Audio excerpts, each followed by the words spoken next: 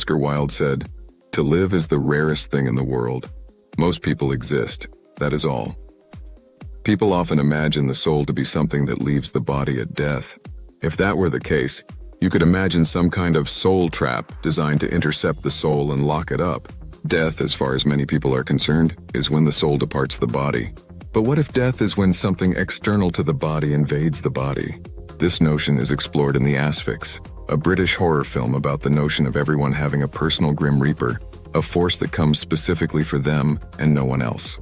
So if you could trap your Asphyx and prevent it from ever getting to you, then you would never die. Wikipedia says, Asphyx refers to Old Greek asphyxia, lack of pulse, or English asphyxiation. The plot, as described by Wikipedia, goes like this. In Victorian England, philanthropic scientist Sir Hugo Cunningham is a member of a parapsychological society that studies psychic phenomena. As part of their latest investigation, the men have begun photographing individuals at the moment of death. The resultant photos depict a strange smudge hovering around the body.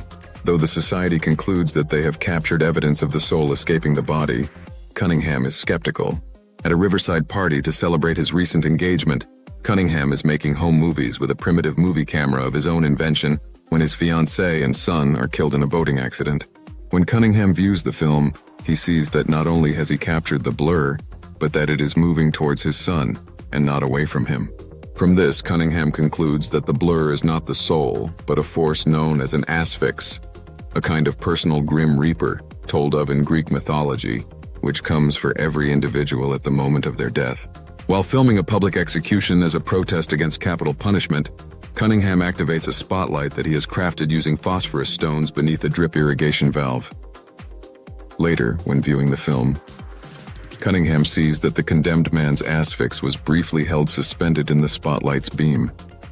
Concluding that an individual's Asphyx is an organic force, and therefore subject to the laws of physics, Cunningham theorizes that some property of the energy released by the combination of phosphorus and water renders the Asphyx immobile. If correct, this would mean that an Asphyx could be trapped, and that an individual would be immortal so long as their Asphyx remained imprisoned.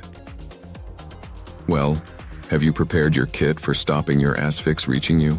Will you trap your Asphyx in perspex and place it on a shelf for you to admire?